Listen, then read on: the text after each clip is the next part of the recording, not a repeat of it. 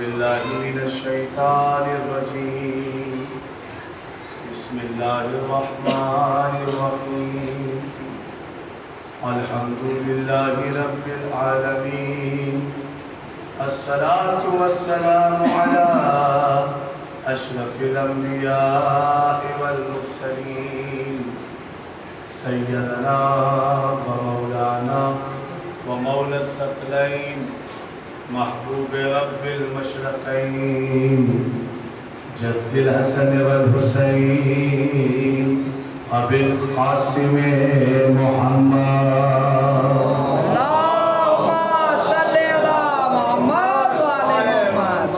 وعلى آل بيت الطيبين الطاهرين المعصومين المقبولين. أما بعد فقد قال الله تعالى في القرآن الحكيم. بسم الله الرحمن الرحيم. وأوحى ربك إلى النحل أن اتخذ من الجبال بيوتا. اللهم صل على محمد وعلى محمد. ارشاد رب العزت ہو رہا ہے کہ ہم نے اس شہد کی مکھی کو گھر بنانے کا حکم دیا. اونچائیوں پر گھر بناؤ، پہاڑوں پر درختوں کا، اور ہر وہ جگہ جہاں پر اونچائی ہوئی. اور انہوں نے گھر بنایا بھی، اور ان کے حوالے ہم نے کام کیا کہ جائیں پھلوں کا پھولوں کا رس لے کر آئیں، اور اس لکوڈ سے شہد بنے گا مختلف رنگوں کا، اور اللہ اس شہد میں لوگوں کے لیے شفا رکھے. آپ نے غور فرمایا کہ جہاں بھی شہد کی مکھیاں اپنا چھتا بناتی ہیں تو ان کی تعداد ہزاروں میں ہوتی ہے،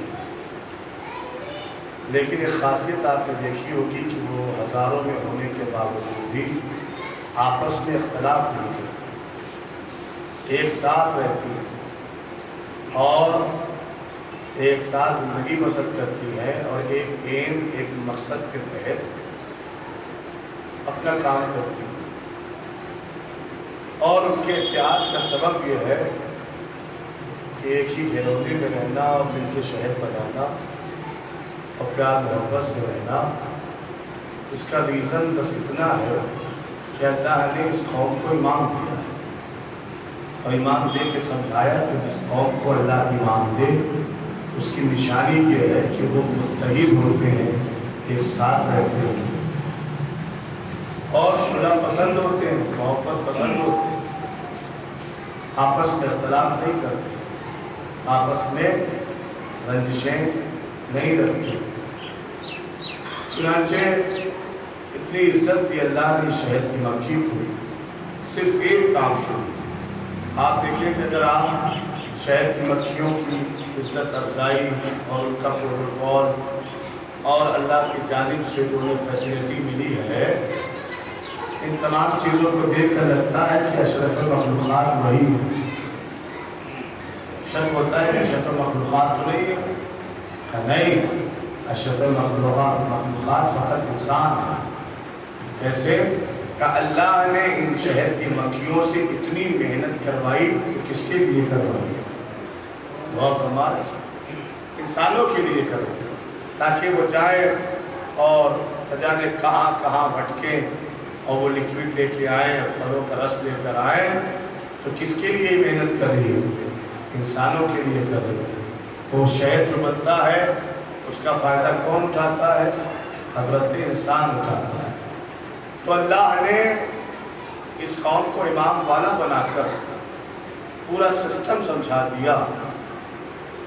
اور آپ یہ بھی دیکھیں کہ یہ بھی میسج پہنچ سکتا ہے لوگوں تک کہ اللہ سے سوال ہو کہ میرے معبود، اب جو تفسیروں میں لکھا ہوا ہے کہ جب ان کا ایک یاسوب انتقال کر جاتا ہے تو اللہ فوری طور پر دوسرا یاسوب ان کے درمیان بھیج دیتا ہے.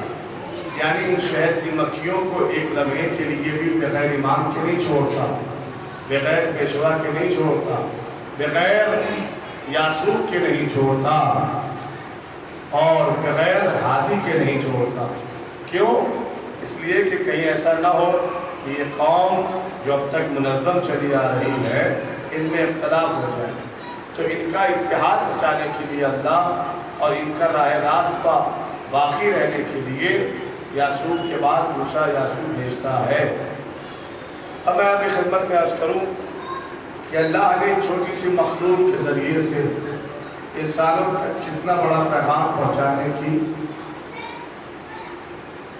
تیاری کی، آمادہ کیا، اور آپ دیکھیں کہ ہاں وہ بات ذہن میں آپ کی گردش ہو گئی تھی کہ جب ان کا یاسوب انتقال کر جاتا ہے تو ان شہر کی مکھیوں کو یہ حق نہیں ہے کہ آپس میں ہی میٹنگ کر کے اپنا یاسوب بنا دیں، یہ اختیار ہے نہیں ہے۔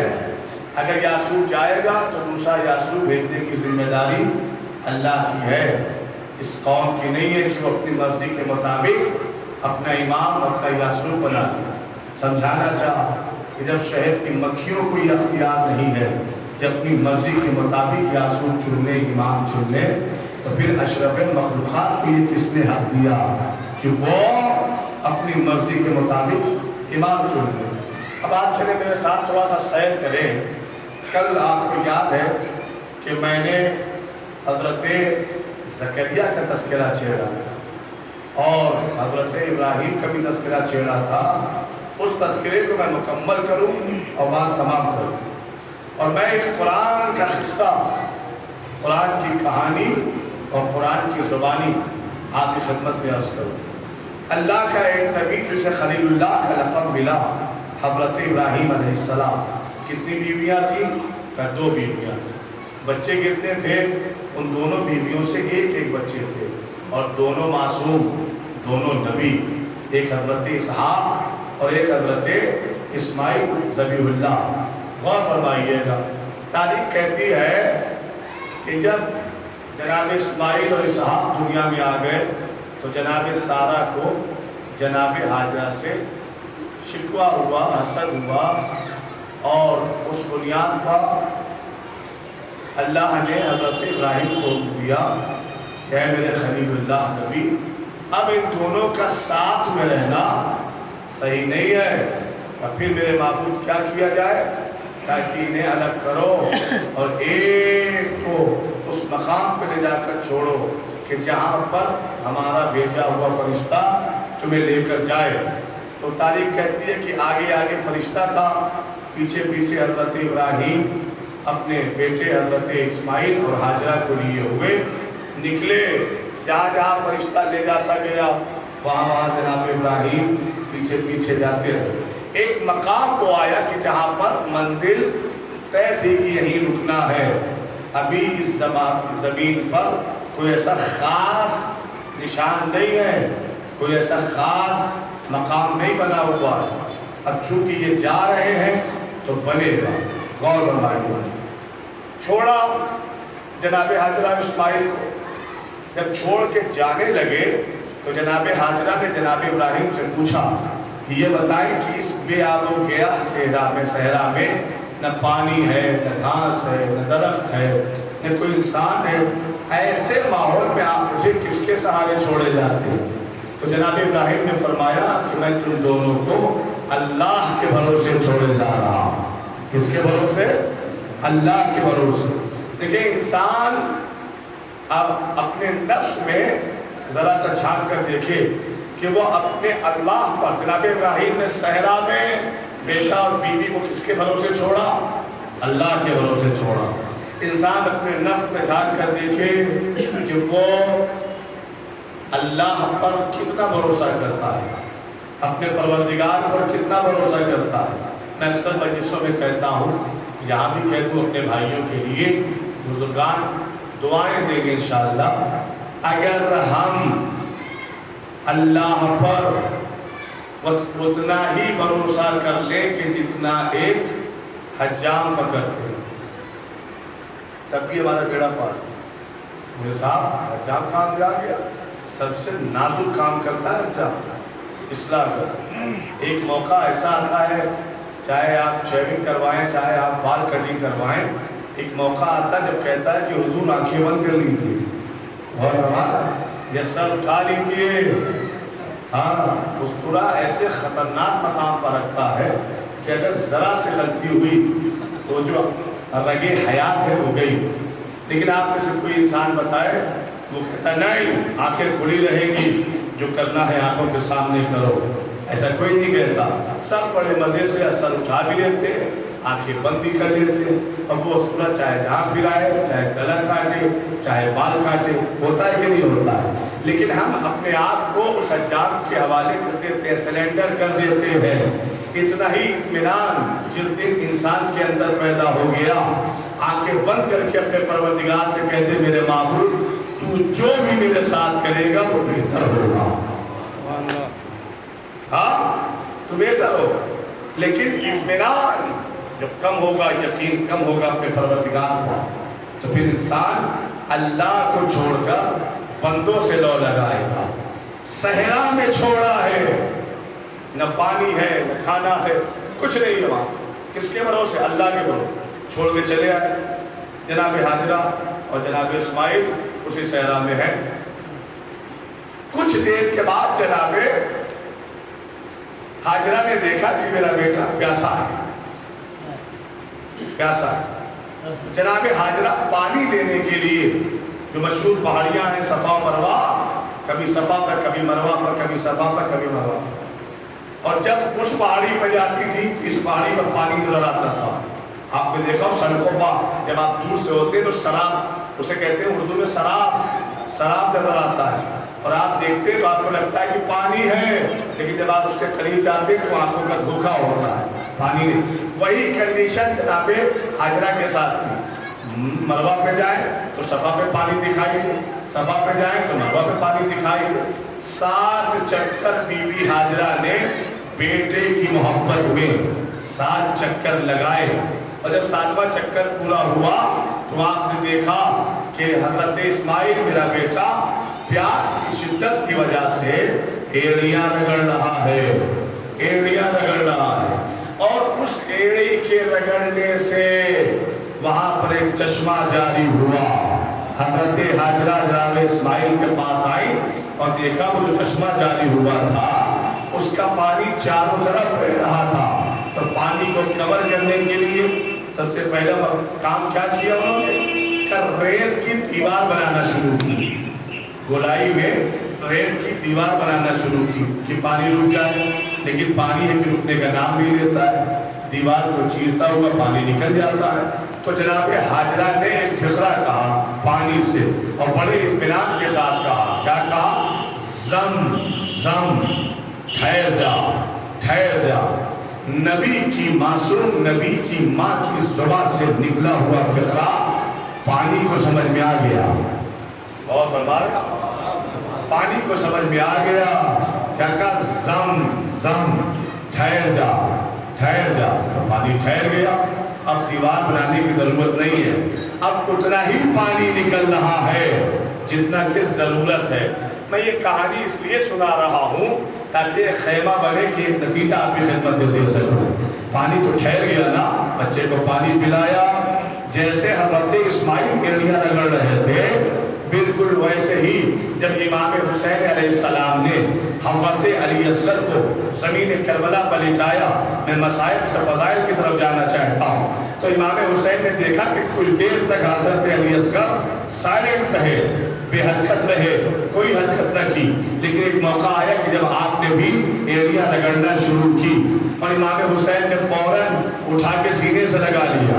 میرا دل یہ کہتا ہے کہ اگر کچھ لمحہ حسین نہ اٹھاتے تو علی اصغر کی ایڑیوں کے رگڑنے کی وجہ سے زمین کربلا میں بھی چشمہ جاری ہو جاتا. کیوں؟ کیونکہ یہ فخر اسماعیل کے بیٹے ہیں. ذبیح اللہ فخر اسماعیل کے بیٹے. یہ پانی آ گیا. کیا کہا تھا جناب حاجرہ نے؟ کس کے بھروسے؟ ابراہیم نے کہا اللہ کے بھروسے. دیکھیے پہلا کام تو اللہ نے کر دیا. اللہ کے بھروسے تھے تو اللہ نے پہلا کام کیا، پانی دیا نا. اسی صحرا میں ایک بادشاہ اپنی فوج کے ساتھ پانی کی تلاش میں جا بجا گھوم رہا تھا، اور پانی اگر کچھ دیر اور نہ ملتا تو پھر وہ ہلاک ہو جاتے۔ غور فرمائیے، وہ ہلاک ہو جاتے۔ اس کا جو وزیر تھا ساری فوج زمین دیکھ رہی تھی کہ پانی کہاں ہے، لیکن وزیر آسمان دیکھ رہا تھا۔ وزیر نے آسمان کی طرف دیکھا تو کچھ پرندے ہیں جو گول بنا کر گھوم رہے ہیں۔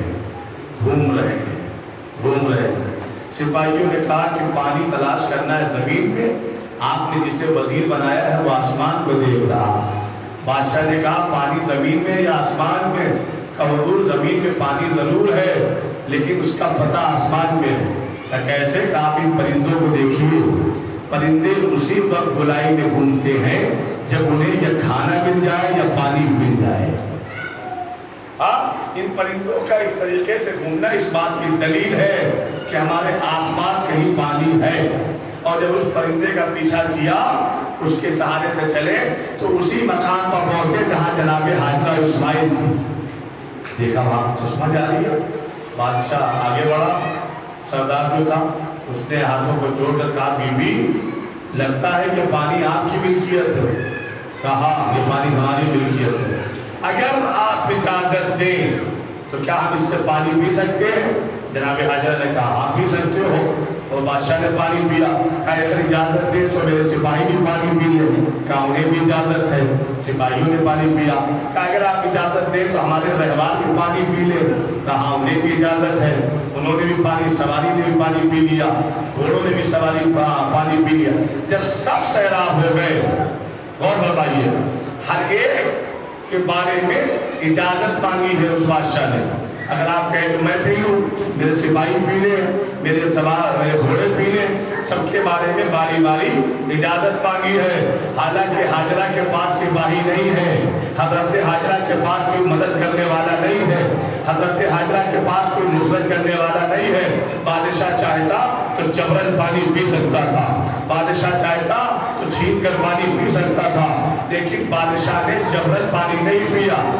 آگے کا رخ ہموار ہو رہا ہے، ذرا سے متوجہ ہو جائے۔ بادشاہ نے جبرن پانی نہیں پیا، اجازت لے کے پانی پیا۔ اور اجازت اس لیے لی کہ کل جب تاریخ لکھی جائے تو ہمارا نام شریفوں میں لکھا جائے، غاصبوں میں نہ لکھا جائے۔ اللہ اکبر، شریفوں میں لکھا جائے، غاصبوں میں نہ لکھا جائے۔ ذرا سا غور کریے گا۔ ہاں چاہتے تو غصب کر لیتے نا، لیکن نہیں، اجازت لے کے پانی پیا، اس ڈر سے غاصبوں میں نام نہ لکھا جائے۔ یہی ہمارا کہنا تمام کلمہ پڑھنے والوں سے ہے۔ اگر تمہیں فلک چاہیے تھا تو تم در سیدہ پہ جاتے اور ہاتھ جوڑ کر مانتے تو نبی کی بیٹی تمہاری جھولی میں ڈال دیتی، لیکن تم نے چھین کر اپنا نام شریفوں میں نہیں غاصبوں میں لکھوا دیا۔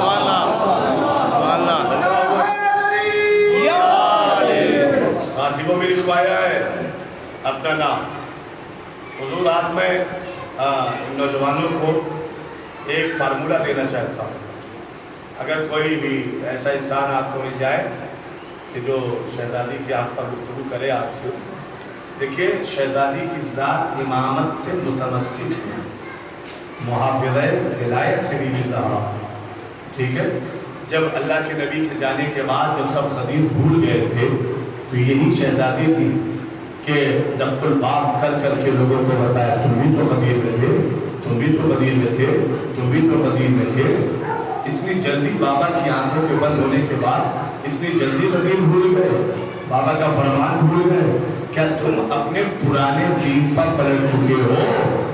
بابا کے دین کو بھول گئے؟ غور فرمائیے۔ تو یہ محافظہ ولایت اور شہزادی کا امامت سے گہرا تعلق ہے۔ اب دیکھنا ہے کہ شہزادی اپنا امام کسے تسلیم کرتی ہے۔ چلیے میرے ساتھ تھوڑا سا سفر کرتے ہیں۔ 8ویں امام حضرت امام علی رضا علیہ السلام کا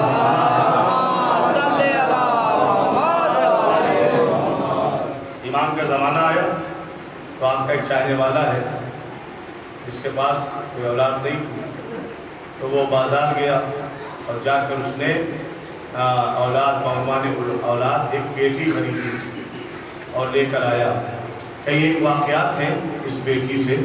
میں ایک واقعہ جو آپ کی خدمت میں نقل کرنا چاہتا ہوں وہ غور طلب ہے. اس بیٹی کا نام اس نے رکھا حسنیہ. ہاں، اور کتابیں بھی چھپی ہیں مناظر حسنیہ کے نام سے.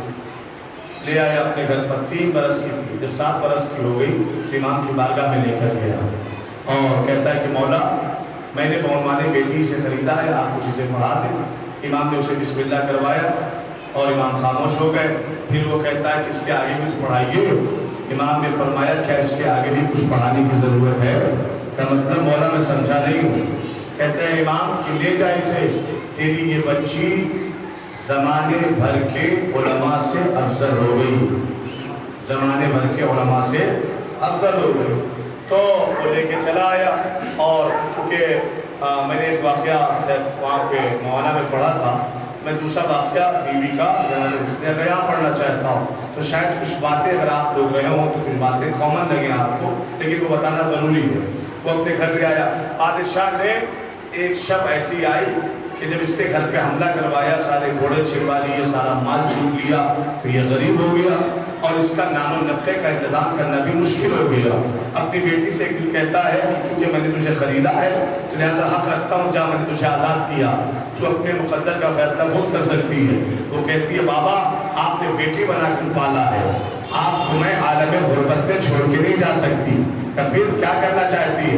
کہ چلیے مجھے دربار میں، ہارون رشید کے دربار میں لے چلیے، اس سے کہیے کہ میں اسے بیچنے لایا ہوں. تو وہ ناراض ہو گیا کہ بیٹی بنا کر لایا تھا، بیچ نہیں سکتا. تو کہتی ہے بابا پہلے پوری اسکیم تو سنیے کہ آپ مجھے دربار خلیفہ میں لے چلیے اور کہیے میں بیچنے لایا ہوں. جب وہ کہے اس کی قیمت کیا ہے تو آپ کہیے گا آدھی سلطنت. تو باپ کہتا ہے کہ اگر اس نے یہ پوچھ لیا کہ اس میں خاصیت کیا ہے تو کہا اگر وہ پوچھے خاصیت کیا ہے تو آپ جواب میں کہیے گا کہ اس کی خاصیت تب پتہ چلے گی کہ جب تم اپنے علماء کو بلواؤ اور اس سے بحث کرواؤ. غور فرمائے، اس سے بحث کرواؤ. اسے بھی یاد آ گیا کہ میری بیٹی ایسا کیوں کہہ رہی ہے، کیونکہ امام علی رضا نے کہا تھا یہ اس زمانے کے علماء سے افضل ہو گئی. غور فرمائے، لے کے آیا دربار اور کہتا ہے کہ میں اسے بیچنے لایا ہوں. قیمت کا تیری آدھی سلطنت. تب خاصیت کیا ہے؟ علماء کو بلواؤ تب پتہ چلے گی خاصیت کیا ہے. تو پہلا عالم کون تھا؟ ابراہیم بغدادی، جو آیا اور اسے بلایا گیا کہ اس خاتون سے مناظرہ کرو. تو اس نے بات چیت کرنا شروع کی. کچھ حج کے مسئلے پوچھے اور کچھ کفارے کا مسئلہ پوچھا. اور جب حسنیہ نے جواب دے دیا تو وہ سمجھ گیا کہ کوئی عام خاتون نہیں ہے. تو اس نے سوال کیا کہ حسنیہ میں تیری سے گزرنا چاہتا ہوں ایک بات کہہ کے، پھر مجھے دوسری طرف جانا ہے. کہتا ہے حسنیہ یہ بتاؤ کہ تاریخ میں ایک چچا اور ایک بھتیجا، چچا کا نام تھا عباس ابن عبد المطلب، بھتیجے کا نام تھا علی ابن ابی طالب. یہ دونوں اپنا مقدمہ لے کر دربار خلیفہ دوم میں پہنچے. چچا کا کہنا تھا کہ رسول کا چچا میں ہوں، لہذا ان کے جانے کے بعد وارث میں ہوں. بھتیجا کہتا تھا میں داماد بھی ہوں، میں بھائی بھی ہوں، لہذا ان کا وارث میں ہوں. حسنیہ بتاؤ کہ ان دونوں کو حق پر کون ہے؟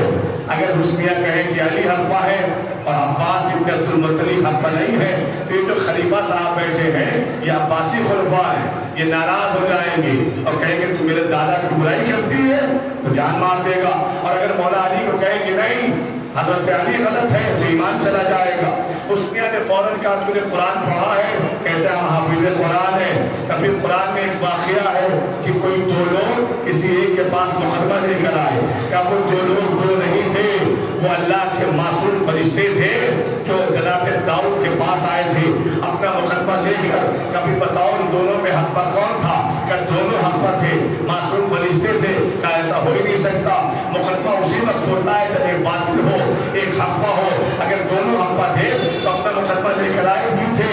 کہ وہ اس لیے آئے تھے کہ اللہ نے جناب داؤد سے ترک اولا ہوا تھا فیصلہ سنانے میں، تو اللہ نے ان 2 فرشتوں کو انسانی شکل میں بھیجا تھا داؤد کی تنبیہ کرنے کے لیے، داؤد کی تنبیہ کرنے کے لیے، داؤد کی تنبیہ کرنے کے لیے. حسنیہ نے جیسے ہی سنا نا تو فوراً کہا سنو چچا भतीजा भी अब्बा है, ये दोनों खलीफा को तंबीह करने आए थे। क्या करने आए थे? अच्छा, आपकी खामोशी मुझे शक में डाल रही है, कहीं मैं ये पढ़ नहीं चुका हूँ?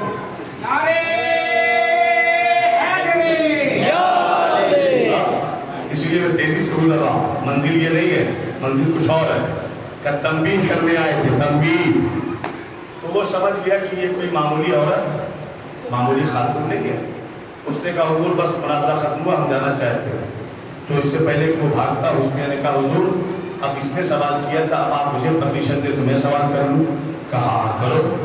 तो उसने कहती है कि इब्राहिम इतना बता कि जब चचा और भतीजे ने अपना मुकदमा, अली ने और अब्बास इब्न अब्दुल मुत्तलिब ने, चचा और भतीजे ने अपना मुकदमा खलीफा के समक्ष पेश किया, सामने पेश किया, उनके सामने रखा, तो खलीफा साहब ने फैसला क्या सुनाया?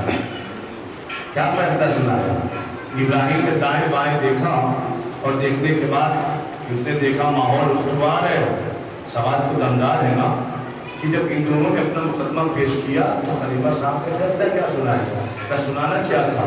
खलीफा साहब उठे और उन्होंने कहा अब्बास इब्न अब्दुल मुत्तलिब, तुम्हारे बाल सफ़ेद हो गए, तुम्हारी भाभी सफ़ेद हो गई, तुम्हारी दाढ़ी सफ़ेद हो गई, फिर भी तुझे शर्म नहीं आती अब्बास इब्न अब्दुल मुत्तलिब? कैसे शर्म? कब मैंने नबी को जुल अशीरा से लेकर खदीर तक एक ही बात कहते हुए सुना है। नबी फरमा कर गए हैं कि मेरे बाद मेरा जानशीन अली होगा, मेरे बाद मेरा खलीफा अली होगा, मेरे बाद मेरा वारिस अली हो, मेरा वारिस वली होगा। कि जैसे ही उन्होंने ये फैसला सुनाया, अब्बास इब्न अब्दुल मुत्तलिब ने उन्हें जवाब दिया कि यही तो हम बताने आए हैं कि जब चचा हो कि हम हकदार न हो सके तो गैरे की औकात कहाँ? यही तो हम बताने आए थे ना कि जब चचा हो कि हम हकदार न हो सके तो फिर गैर कहाँ से हकदार हो जाए? ये फैसला सुना दिया। उसने कहा एक सवाल और। क्या कैसा सवाल? क्या ये बताओ कि ये खिलाफत का दौर रसूल की ज़िंदगी में था या रसूल के बाद? तो उन्होंने कहा कि जाहिर सी बात है रसूल के बाद था। क्यों था? तो उन्होंने कहा कि रसूल ने अपनी ज़िंदगी में किसी को बनाया ही नहीं था और रसूल चले गए बगैर बनाए और इतनी बड़ी ममलकत इस्लामिया छोड़ के गए थे, अल्लाह का दीन छोड़ के गए थे, अल्लाह की शरीयत छोड़ के गए थे और किसी को जिम्मेदार बना के नहीं गए थे रसूल।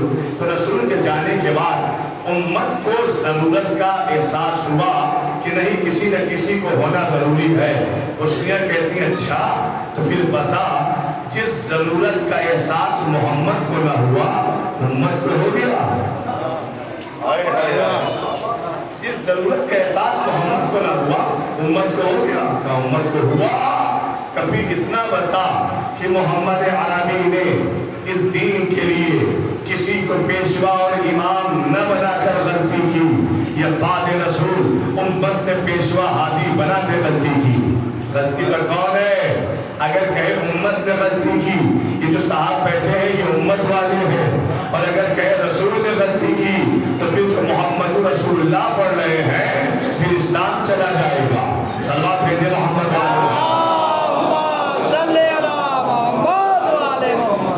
के साथ मैंने कल की मजलिस शायद कहा था या उससे पहले, सारी दुश्मनी अल्लाह के नबी से निकाली गई। दमाग पर शक अल्लाह के नबी पर किया गया, उन्हें अनपढ़ अल्लाह के नबी को कहा गया, और न जाने कौन कौन सी रवायतें बुखारी और मुस्लिम में भरी पड़ी हैं जो शान रसालत में गुस्ताखी करती। गौर करिएगा। तो लिहाजा ये कहते हैं नबी ने बनाया ही नहीं, नबी उम्मत को बेसहारा छोड़ के चला गया। तो नबी को सहारे का एहसास नहीं हुआ, उम्मत को सहारे का एहसास हो गया। अब बताओ, अगर उम्मत को नबी के जाने के बाद सहारे का एहसास हुआ तो फिर इस रूप से उम्मत ज़्यादा दिमागदार है। हाँ, उम्मत अपने आप को क्या साबित करना चाहती? अब इब्राहिम को हार गया, उसने को माल दौलत मिल गई, फिर से वो अमीर हो गई। इब्राहिम को जेल में डाल दिया गया कि ये खातून से हार गया। गौर फरमाए। तो फिर इसके बाद जो उसकी मसनद पाया है उसका नाम था अबू यूसुफ काजी, उसको बुलाया गया। वो आते ही कहता है कि میں مسند قضاوت پر تب بیٹھوں گا جب اس خاتون کو بلاؤ جس نے ابراہیم کو ہرایا تھا، میں پہلے اسے ہراؤں گا، پھر مسند خلافت پر میں وہ مسند قضاوت پر بیٹھوں گا۔ تو بادشاہ کہتا میاں مسند قضاوت مل رہی ہے، بیٹھ جاؤ، اس خاتون کے چکر میں نہ پڑو، وہ چلتی ہوئی تلوار ہے، کوئی معمولی خاتون نہیں ہے، غور فرمائیے گا۔ پھر بھی ان کی ضد تھا، جناب حسنیہ کو بلوایا گیا اور حسنیہ ابو یوسف قاضی کے سامنے کھڑی ہوئی اور کہا کہ شروع کیا جائے مناظرہ، کس ٹاپک پہ کرے گا؟ تو وہ کہتا ہے کہ میں وراثت پر کرنا چاہتا ہوں، وراثت پر۔ حسنیہ مسکرائی کہ تو نے جو ٹاپک چنا ہے تو مناظرہ کرنے سے پہلے ہی ہار گیا، غور فرمائیے، مناظرہ کرنے سے پہلے ہی ہار گیا۔ کہ شروع تو کرو، کہ کیسا مناظرہ کرنا، کہ وراثت کا سوال، کہ بھائی اتنا بتاؤ کہ کیا خیال ہے تمہارا فلک کے بارے میں؟ تو جناب حسنیہ نے کہا خیال کیا ہے؟ یہودیوں نے اللہ کے رسول کو بغیر کسی جنگ کے فلک رسول کو دے دیا، اور شریعت کہتی ہے کہ جو بغیر لڑے ملے وہ مال غنیمت نہیں ہے، اسے کہتے ہیں فے، اس میں صرف رسول کا حصہ ہے اور کسی کا حصہ نہیں ہے، اور جو جنگ لڑ کے مال ملے اسے کہتے ہیں غنیمت، اس میں امت کا بھی ہے، لڑنے والوں کا بھی ہے، سب کا حصہ ہے۔ لیکن فلک چونکہ فے ملا تھا، بغیر جنگ کیے، بغیر خون بہائے، گفٹ تھا، لہذا رسول نے اسے اپنی بیٹی کے حوالے کر دیا۔ تو پھر فوراً کہتا ابو یوسف قاضی کہ حسنیہ سن، کیا تو نے رسول کی حدیث نہیں سنی؟ کیسی حدیث؟ کہ رسول نے فرمایا کہ نہ ہم وارث بنتے ہیں نہ وارث بناتے ہیں۔ تو جناب حسنیہ نے کہا کہ جس نے اس حدیث کو پہلے پڑھا تھا وہ بھی جھوٹا تھا، تو بھی جھوٹا ہے، حدیث غلط ہے، قرآن کے مطابق نہیں ہے۔ کہ قرآن کیا کہتا ہے؟ کہ قرآن کی صحیح آیت ہے، کہ قرآن کہتا ہے کہ داؤد کے وارث سلیمان بنے، داؤد بھی معصوم تھے، سلیمان بھی معصوم تھے۔ جب قرآن کی کائنات میں یہ قصہ موجود ہے کہ نبی وارث بنتا بھی ہے اور بناتا بھی ہے، تو پھر یہ حدیث جھوٹی ہے، کیونکہ نبی نے فرمایا تھا کہ میرے بعد جھوٹی حدیثوں کے کارخانے کھولے جائیں گے، اور اگر تمہیں پرکھنا ہو کہ کون سی حدیث ہماری ہے، کون سی حدیث جعلی اور جھوٹی ہے، تو بس اتنا دیکھ لینا کہ جو حدیث قرآن کی آیتوں کے مطابق پائی جائے وہ میری ہے، اور جو قرآن کی مخالفت کرتی نظر آئے فَضْرِبُوهُ عَلَى الْجِدَارِ، تو اسے دیوار پر مار دینا، اسے قابل وہ اسے قبول نہ کرنا۔ ایک پیمانہ دیکھ رسول گئے ہیں نا، لہذا یہ حدیث جھوٹی ہے، اسے قبول نہیں کیا جا سکتا۔ ابو یوسف قاضی خاموش ہو گیا۔ اب حسنیہ کہتی ہے میں سوال کروں؟ کہ کرو، کیا سوال کرنا چاہتے ہیں؟ تاکہ یہ بتاؤ کہ تمہارا عقیدہ رسالت کے بارے میں کیا ہے؟ تو اس نے کہا اشہد ان محمد رسول اللہ، میں گواہی دیتا ہوں کہ اللہ محمد اللہ کے رسول ہے۔ اس کا مطلب تم رسول کو زندہ سمجھتے ہو۔ کہاں زندہ سمجھتے ہیں؟ حاضر و ناظر سمجھتے ہیں، غور فرمائیے۔ تو جناب حسنیہ کہتی ہے کہ جب رسول کو زندہ سمجھتے ہو اور گواہی دے رہے ہو، گواہی دے رہے ہو، رسول کو زندہ سمجھتے ہو، تو پھر یہ بتاؤ کہ اللہ نے قرآن میں رسول عربی کے لیے، ان کے گھر کے لیے قانون کیا بنایا ہے؟ تو ابو یوسف قاضی چونکہ حافظ قرآن تھا، اس نے فوراً کہا کہ اللہ نے اپنے حبیب کے گھر کے لیے قانون بنایا، بسم اللہ الرحمن الرحیم، یا ایھا الذین آمنوا لا تدخلوا بیوت النبی الا ان یؤذن لکم، اے ایمان لانے والوں، جب تک میرا نبی پرمیشن نہ دے دے تب تک اس کے گھر میں داخل نہ ہونا، اس کے گھر کی ڈیوٹی ڈالنا نہیں۔ غور فرمائیے، اس نے کہتی ہے اچھا اگر کوئی بغیر اجازت داخل ہو گیا، چونکہ قرآن نے قانون بنا دیا ہے اگر بغیر اجازت داخل ہو گیا تو پھر اس نے فعل حرام کو انجام دیا۔ کوئی رسول کے گھر میں وداؤٹ پرمیشن داخل نہیں ہو سکتا۔ غور فرمائیے گا کہ حرام حرام کام انجام دے رہا ہے اگر کوئی داخل ہو جائے تو حسنیہ کہتے ہیں یہ قانون زندہ لوگوں کے لیے ہے یا مردہ لوگوں کے لیے؟ سب کے لیے برابر. کہ جو رسول کے پاس بیٹھتے تھے یا رسول سے دور رہتے تھے ان کے لیے ہے کہ سب کے لیے برابر؟ کہ صحابیوں کے لیے ہے یا تابعین کے لیے ہے؟ کہ سب کے لیے برابر ہے؟ رشتہ داروں کے لیے ہے یا غیر رشتہ داروں کے لیے؟ کہ اللہ نے قرآن میں سب کے لیے برابر کیا ہے. اب بات کو گھمانا بند کرو حسنیہ. بتاؤ تم کہنا کیا چاہتی ہو؟ کہ جب اللہ نے قانون بنا دیا کہ کوئی وداؤٹ پرمیشن نبی کے گھر میں داخل نہیں ہو سکتا اور اگر کوئی داخل ہوتا ہے تو پھر وہ حرام ہے. اور دیکھیں جہاں تک مسئلہ اجازت مانگنے کا ہے جب آپ کربلا جاتے ہیں نجف جاتے ہیں اور دیگر مقامات پر جاتے ہیں تو پہلے اجازت لیتے ہیں بعد میں داخل ہوتے ہیں. تو وہ قانون قرآن کا آج تک چلا آ رہا ہے. اس کا مطلب قانون زندہ ہے. قرآن جب تک زندہ رہے گا قانون خانہ محمد زندہ رہے گا. کوئی وداؤٹ پرمیشن داخل نہیں ہو سکتا. اب حسنیہ کہتی ہیں جب قانون زندہ ہے کہ تم جا نہیں سکتے تو پھر یہ بتاؤ کہ رسول کی قبر کہاں ہے؟ کس کے قبرستان میں دفن ہوئے رسول؟ کس مسلمان نے زمین دیا تھا؟ کہتی ہے کہتا ہے ابو یوسف قاضی کہ رسول نے اپنی مزار کے لیے اپنی قبر کے لیے کسی مسلمان سے زمین نہیں مانگی تھی بلکہ رسول اپنے ہی گھر میں اپنے حجرے میں دفن ہوئے. اپنی پراپرٹی پر دفن ہوئے ہیں رسول. اللہ اکبر.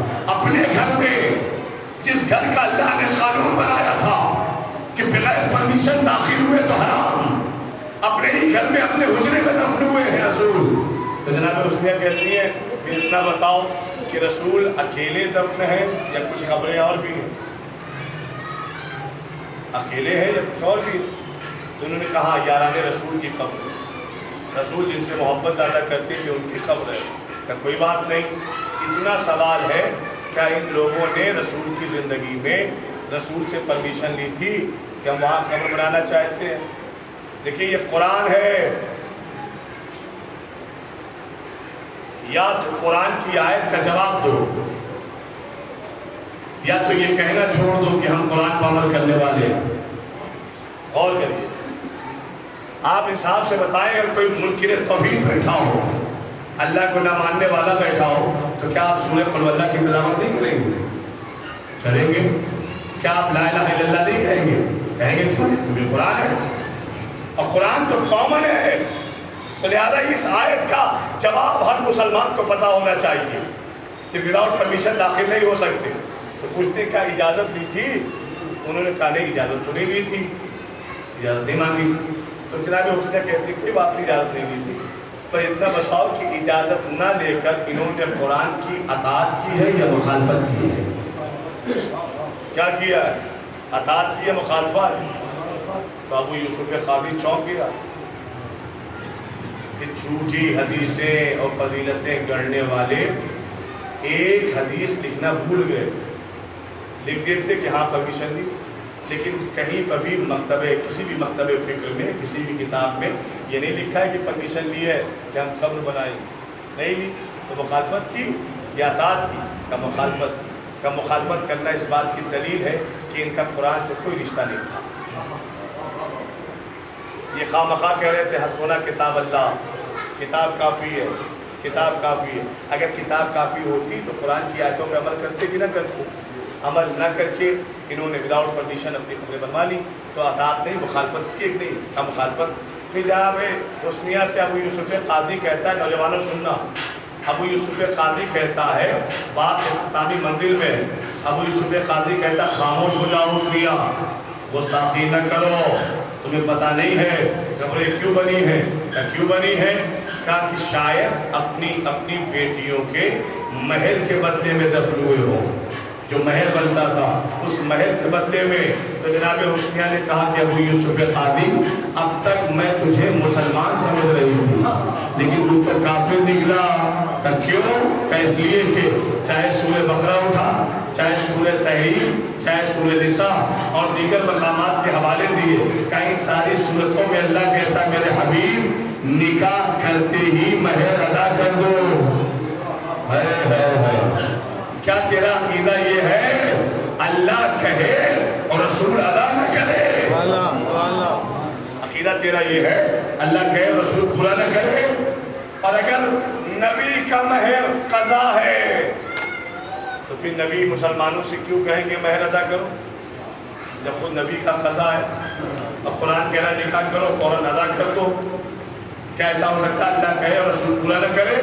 تو ابو یوسف قاضی نے توبہ کی کہ نہیں یہ سب قطع لسانی تھی، مجھ سے غلطی ہو گئی، ایسا نہیں ہے کہ اللہ کہے اور رسول پورا نہ کرے، بے شک رسول نے پورا کیا ہوگا، کہ یہ تو تیری بات کر گئی، سوال اب بھی قائم ہے، جواب دے کہ کیوں؟ تو کہتا ہے ابو یوسف قاضی کہ ٹھیک ہے جواب دیتا ہوں، آخری بات ہے جواب دیتا ہوں۔ کیا جواب دیا؟ کہتا ہے کہ شریعت محمدیہ کا علم ہے تمہیں حسنیہ؟ انہوں نے کہا جاہل نہیں ہے، بتاؤ کیا مسئلہ ہے؟ کہ یہ بتاؤ کہ اللہ نے شریعت محمدیہ میں زوجہ کے حق کے بارے میں کیا کہا ہے؟ کہا کہ شریعت کہتی ہے کہ خاتون ایک حصہ اپنے باپ سے لے گی، ایک حصہ اپنے شوہر سے لے گی، یہ شریعت محمدیہ۔ غور فرمائیے، وہ الگ بات ہے کہ جو بیٹی اپنے مائکے میں اسے ملنا چاہیے تھا بہت کم لوگ دیتے ہیں، لیکن شوہر کے اوپر بھی ایک حصہ اپنی زوجہ کے اوپر ہے۔ تو کہتا ہے ابو یوسف قاضی جو ایک حصہ شوہر کی جانب سے بیوی کو ملنا چاہیے وہ تو انہیں ملے گا نا، وہ وراثت انہیں ملے گی نا۔ اس نے کہا ہاں اس بارے میں گواہی دیتی ہوں تیرے لیے کہ ہاں شریعت کہتی ہے کہ بیوی کا ایک حصہ ہے شوہر کی طرف سے۔ کا پھر کہنا کیا چاہتا ہے؟ ابو یوسف کہتا ہے بس اتنا کہنا چاہتا ہوں چونکہ دو قبریں ہیں، دو بیٹیاں ہیں، تو لہذا دو بیویاں ہیں، دونوں کو رسول نے ایک ایک حصہ تو دیا ہوگا نا، اپنی پراپرٹی میں ان دونوں خاتون کو حصے دار تو بنایا ہوگا نا، ورثے دار تو بنایا ہوگا نا۔ جناب حسنیہ نے کہا، اور ابو یوسف قاضی کہتا ہے کہ جو ان دونوں کو اپنے بیوی ہونے کی حیثیت سے اپنے شوہر سے پراپرٹی اور وراثت ملی، اسی وراثت کے حق میں یہ قبریں بنی ہوئی ہے۔ جناب حسنیہ کہتی ہے واہ ابو یوسف قاضی، لعنت ہو تجھ پر، ملامت ہو تجھ پر۔ کیوں لعنت؟ کہ اس لیے کہ تجھے بیویوں کی میراث سمجھ میں آ گئی، بیٹی کی میراث سمجھ میں نہیں آتی۔ اور ابھی تو کہہ رہا تھا نہ وارث بنتا ہے نہ بناتا ہے، اور اگر وارث بنتا اور بناتا نہیں ہے تو کہتا ہے کہ پھر زوجہ کو وراثت کیسے ملے گی؟ ہاں نہ بنتا ہے نہ بناتا ہے۔ اگر بیویوں کی میراث ثابت ہے تو اس کا مطلب وارث بنتا بھی ہے بناتا بھی ہے، لیکن بیٹی کی میراث سمجھ میں نہ آئی اور شہزادی پر ظلم کیا گیا۔ ظلم اس لیے نہیں کیا گیا کہ نبی کی بیٹی، ہو سکتا ہے یہ بھی وجہ، ظلم خاص طور سے اس لیے کیا گیا کہ پورا مدینہ خدیر بھول چکا تھا۔ شہزادی نے اپنے خطبوں کے ذریعے سے لوگوں کو خدیر یاد دلایا۔ کبھی آپ فدق کا ترجمہ پڑھیں، خطبہ فدق جو دیا ہے بیوی نے جب اس کا ترجمہ پڑھیں گے آپ تو آپ کو دکھائی دے گا کہ شہزادی نے کون سا کارنامہ انجام دیا ہے۔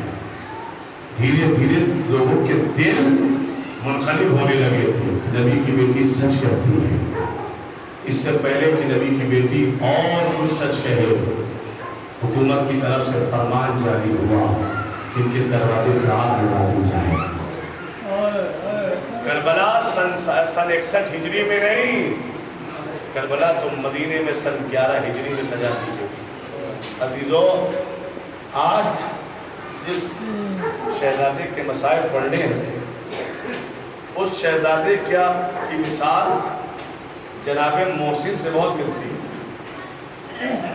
آپ کو پتا ہے جب جلتا ہوا دروازہ شہزادی پر گرایا گیا اور جناب محسن کی شہادت ہو گئی تو روایت کہتی ہے، جناب فضہ فرماتی ہے کہ میں نے شہزادی کو اکثر دیکھا اس مقام پر بیٹھتے ہوئے کہ جہاں پر جناب محسن کی شہادت ہوئی تھی، جہاں پہ جلتا ہوا دروازہ گرا تھا، اس مقام پہ اکثر بیٹھتے ہوئے دیکھا، اور صرف بیٹھتی نہیں تھی، وہ جو لکڑیاں تھیں دروازے کی جلی ہوئی لکڑیاں، وہ لکڑیاں جو پسلیوں میں دگ آئی تھی، جو شہزادی کی پسلیاں توڑنے کے لیے دروازے کو ایڑ لگائی گئی تھی، ان لکڑیوں کو اٹھاتی تھی اور محسوس کرتی تھی، مشام کرتی تھی، اور کبھی دیوار پر ہاتھ رکھ کے دیوار پر مس کرتی تھی اور اپنے ہاتھوں کو سونتی تھی۔ میں نے جناب زہرا سے پوچھا، جناب فضہ کہتی ہے بنت رسول آخر آپ اکثر یہاں بیٹھ جاتی ہیں، کبھی چلی ہوئی لکڑیوں کو سونتی ہیں، کبھی اس دیوار کو سنتی ہیں، ایسا کیوں کرتی ہیں؟ تو جناب سیدہ فرماتی ہیں کہ فضہ ان در و دیوار سے مجھے میرے محسن کی خوشبو سنا، مجھے محسن کی خوشبو آتی ہے، وہ جو کربلا میں ماں ہے آخر وقت تک اپنے سینے سے گجری لگائے ہوئے تھی، علی اصغر کا بھرو بھرا کرتا تھا، جھولے کی جلی ہوئی لکڑیاں تھیں، جب بھی نواب کو اپنا اثر یاد آتا تھا نا تو کچھوی کھولتی تھی اور خون سے سنا ہوا کرتا نکالتی تھی اور اپنے چہرے پر لگا لیتی تھی اور علی اصغر کو یاد کرتی تھی۔ عزادارو، امام حسین جب جناب علی اصغر کو میدان میں لے کر گئے، آبا کا دامن ڈال کر اور پانی طلب کیا، پانی نہ ملا۔ امام فرماتے ہیں کہ تم سوچتے ہو کہ ہم اس بچے کے بہانے پی لیں تو ہم اسے جلتی زمین پر لٹائے ہوتے ہیں، جلتی زمین پر حضرت امام حسین نے جناب علی اصغر کو لٹایا، اور جب پانی پھر مانگا کہ لو میں نے اپنے بچے کو لٹا دیا، آؤ تم اپنے ہاتھوں سے پانی پلا دو، لیکن کچھ دیر ہوئی جب کوئی نہ آیا، امام نے دیکھا میرا لال ایڑیاں رگڑ رہا، امام نے تیزی کے ساتھ علی اصغر کو اپنی آغوش میں اٹھایا، اب جو سر میں خاک لگی ہوئی تھی حسین اس خاک کو صاف کرنے لگے، اور صاف کرتے کرتے گردن تک آئے، گردن سے پشت پر ہاتھ رکھا، پشت پر ہاتھ رکھنا ہی تھا کہ امام حسین رونے لگے۔ کیوں حسین رونے لگے؟ کہ زمین پر لٹانے سے پہلے علی اصغر کی پشت صحیح سلامت تھی، لیکن جب زمین کربلا پر لٹایا ہے نا تو زمین کربلا پہ لٹانے کی وجہ سے پشت پہ چھالوں کے نشان آ چکے تھے، علی اصغر خون سا بدن لگتے تھے تپش کی وجہ سے، جس میں علی اصغر میں چھالے آ گئے۔ امام حسین فرماتے میرے لال ان چھالوں کے لیے محشر میں اپنی دادی سے شکایت نہ کرنا، تم حجت خدا کے پوتے ہو، تمہارے بابا نے یہ عمل اس لیے کیا تاکہ حجت تمام ہو جائے۔ لوگ نداروں آغوش میں اٹھایا اور جانا تھا کہ تیرے ہرملا جو انتظار کر رہا تھا علی اصغر کے گلے کا، اس نے سے شعبہ تیر حضرت علی اصغر پر روانہ کیا، سنسناتا ہوا تیر اصغر کی گردن کو چھیڑتا ہوا حسین کے بازووں میں لگا۔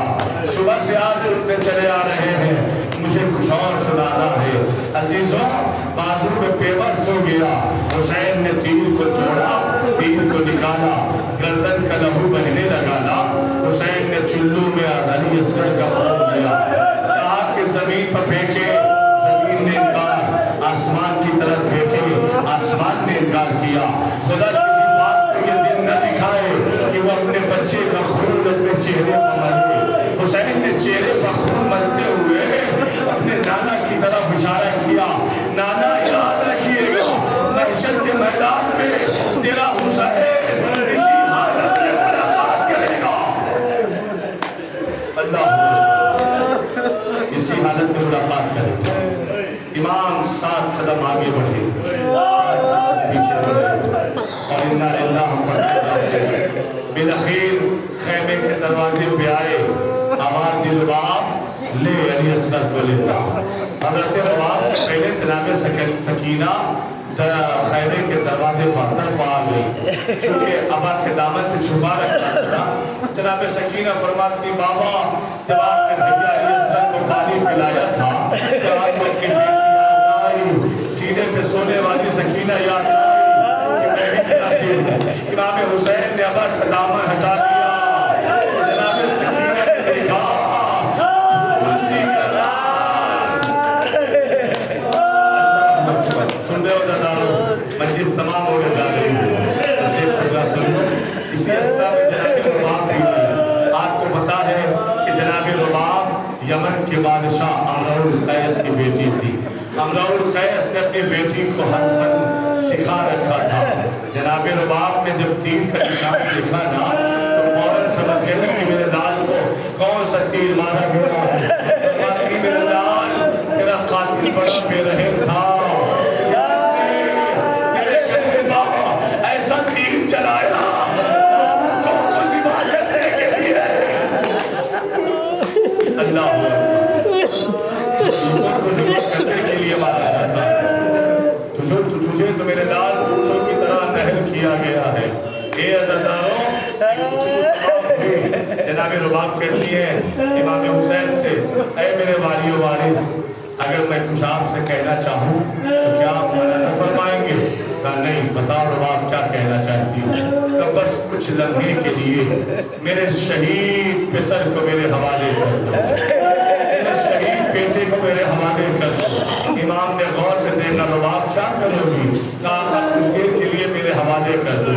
اے عزادارو، جب بچے آپ کے کہیں جانے لگتے ہیں نا تو مائیں اپنے بچوں کو سجاتی ہیں، مائیں اپنے بچوں کو سنوارتی ہیں اور فوراً اپنے بچے کا چہرہ دیکھتی ہیں کہ چہرہ گندا تو نہیں ہو، پھر اگر ہوتا بھی ہے تو پانی سے صاف کر دیتی ہے۔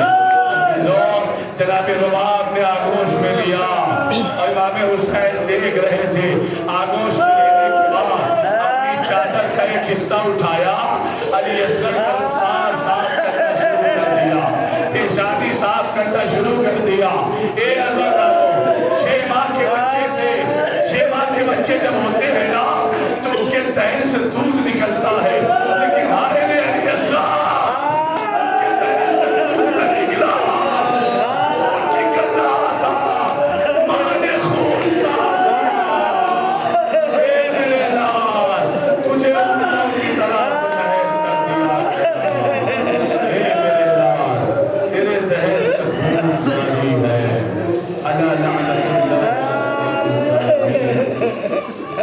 وَسَيَعْلَمُ الَّذِينَ